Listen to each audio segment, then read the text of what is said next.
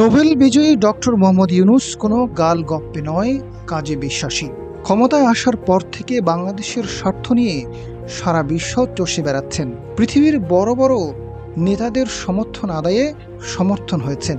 স্বৈরাচার হাসিনা দেশের অর্থনীতি অনেকটা ভঙ্গুর অবস্থায় দেখে গেছে, সেখান থেকে টেনে তুলেছেন তিনি। ইউনূস ম্যাজিকে বাংলাদেশে এক এক করে সুসংবাদ আসছে, তেমনি একটি সুসংবাদের কথা জানালো গণমাধ্যম।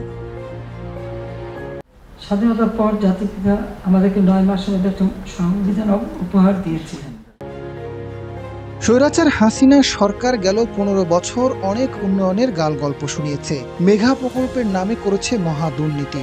ডক্টর ইউনূস অন্তর্বর্তী সরকারের দায়িত্ব নেওয়ার পর বিশ্ব অর্থনীতি পরাশক্তিরা বিনিয়োগ করতে মুখিয়ে আছে। বাংলাদেশ থেকে শ্রমিক নিতে প্রস্তুত মধ্যপ্রাচ্য, ইউরোপ, আমেরিকা, আর সেটি সম্ভব হয়েছে কোটি কোটি জনশক্তির কারণে। রান্নাঘর না হোক কান্নাঘর, গাজী কিচেন হুড স্বাচ্ছন্দ্যময় রান্নাঘরের বিশ্বস্ত সঙ্গী।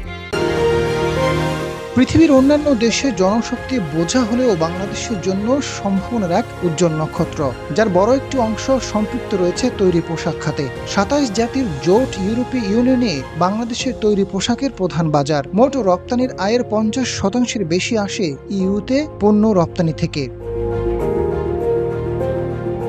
এদিকে চলতি পঞ্জিকা বছরের প্রথম 2 মাস জানুয়ারি ফেব্রুয়ারিতে ইউরোপীয় ইউনিয়নের রপ্তানি প্রবৃদ্ধির দিক থেকে প্রতিবেশী সব দেশের চেয়ে এগিয়ে রয়েছে বাংলাদেশ।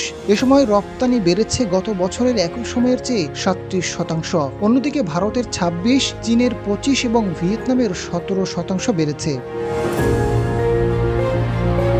যদিও বাংলাদেশের এই রপ্তানি প্রবাহ ধরে রাখা যাবে কিনা তা নিয়ে সংশয় তৈরি হয়েছে। বাণিজ্য বিশ্লেষক ও রপ্তানিকারকরা বলছেন, যুক্তরাষ্ট্রের প্রেসিডেন্ট ডোনাল্ড ট্রাম্প সম্প্রতি চীন, ভিয়েতনামের পণ্য আমদানিতে বাড়তি শুল্ক আরোপ করেছেন। এর প্রভাবে যুক্তরাষ্ট্রের বাজারে দেশ দুটির পণ্য রপ্তানি কঠিন হয়ে পড়বে। বিশেষ করে চীনা পণ্য রপ্তানি বন্ধ হয়ে যেতে পারে। এতে বাধ্য হয়ে অন্যান্য বাজারে একটা চাপ তৈরি করবে চীনা পণ্য। নতুন ঘোষণা বহাল থাকলে বাংলাদেশের পণ্য মোট শুল্ক ভার দাঁড়াবে 52%, ভিয়েতনামের পণ্য 61%, চীনের পণ্যের শুল্কের হার হবে 145%। যদিও গত 9 এপ্রিল থেকে 90 দিনের জন্য বাংলাদেশ, ভিয়েতনাম সহ চীন ছাড়া অন্যান্য সব দেশের পণ্যে বাড়তি শুল্ক স্থগিত রাখা হয়েছে। এদিকে ইউর বাজারে শীর্ষ 10 রপ্তানিকারক দেশের তালিকায় বাংলাদেশ দ্বিতীয় অবস্থানে। তালিকায় শীর্ষে চীন, যুক্তরাষ্ট্র কিংবা অন্যান্য বাজারের মতো ইউর বাজারে রপ্তানিতে শীর্ষ 5 দেশের তালিকায় নেই ভিয়েতনাম। দেশটির অবস্থান এখানে ষষ্ঠ। তুরস্ক সেখানে তৃতীয় শীর্ষ রপ্তানিকারক দেশ। চতুর্থ এবং পঞ্চম অবস্থানে যথাক্রমে ভারত ও কম্বোডিয়া। শীর্ষ 10 দেশের তালিকায় পাকিস্তান সপ্তম, মরক্কো অষ্টম, শ্রীলঙ্কা নবম, আর 10ম স্থানে রয়েছে Indonesia. Azad Faruk, GTV news.